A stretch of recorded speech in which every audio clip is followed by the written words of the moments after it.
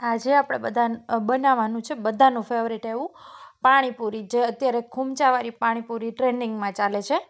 તો એના માટે મેં લઈ લીધું છે ફ્રેશ ફુદીનો અને કોથમીર, બંનેને સરખા પ્રમાણમાં લઈ લીધું છે.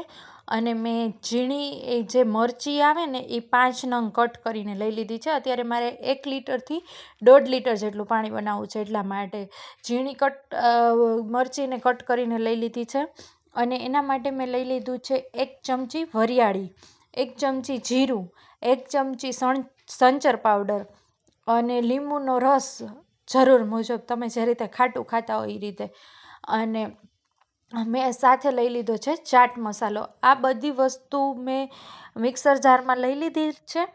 અને મેં અત્યારે લીલી મરચી નાખેલી છે, પણ જો તમે લીલી મરચીની બદલે તમારી પાસે મરચાં હોય તો પણ ચાલે. તો એમાં તમારે એડ કરવાના રહેશે 10થી 15 મરીના દાણા. એટલે મસ્ત ટેસ્ટી એકદમ, જે આપણે ખૂંચાવાળી પાણીપુરી ખાઈ છીએ ને, જે પાણી બને છે ને એ જ રીતનું પાણી બનશે. તમે પણ ઘરે જરૂરથી ટ્રાય કરજો.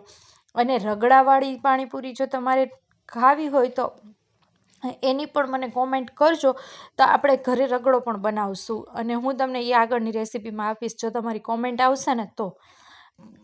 અને આ રીતે લીંબુનો રસ આપણે આમાં સાથે જ ભેળવી દેવાનો છે, એટલે એકદમ ગ્રીન કલરની ચટણી બને.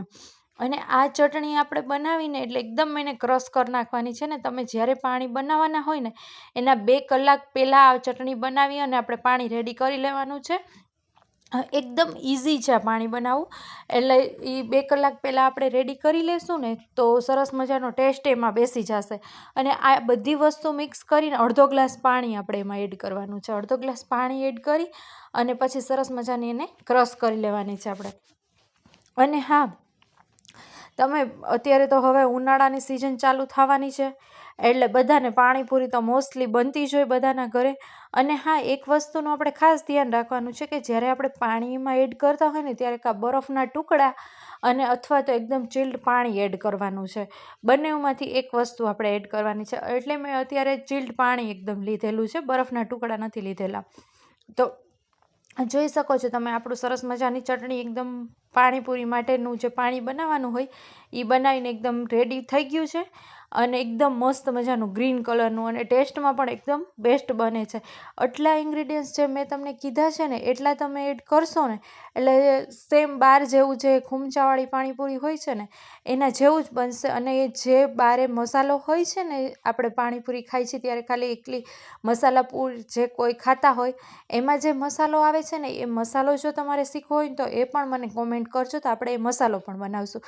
તો આપણું સરસ મજાનું પાણી બનીને એકદમ રેડી થઈ ગયું છે. અને હવે આપણે એને, અત્યારે મેં ચિલ્ડ પાણી જ એડ કરેલું છે, પણ તો પણ હું એને ફ્રીજમાં 2 કલાક માટે મેં મૂકી દીધેલું હતું.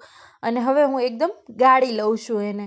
અને મસાલા માટે પણ મેં બટેટા અને ચણા બંનેને બાફી લીધા છે. જે તમારે બટેટા, જો તમે જૈન હોય તો બટેટા તમે સ્કીપ કરી શકો છો, એની બદલે તમે કાચા કેળા યુઝ કરી શકો છો. અને ડુંગળીને પણ તમે સ્કીપ કરો છો.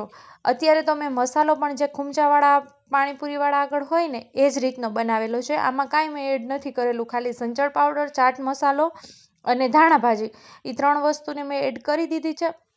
અને એમાં તમને ખબર જ છે એ લોકો પાણી એડ કરતા હોય, એટલે મેં અત્યારે 2 ચમચા જેટલું પાણી એડ કરેલું છે. અને હા મિત્રો, જો તમને મારી રેસીપી સારી લાગી હોય તો સબસ્ક્રાઈબ કરવાનું અને કોમેન્ટ કરવાનું ભૂલતા નહીં.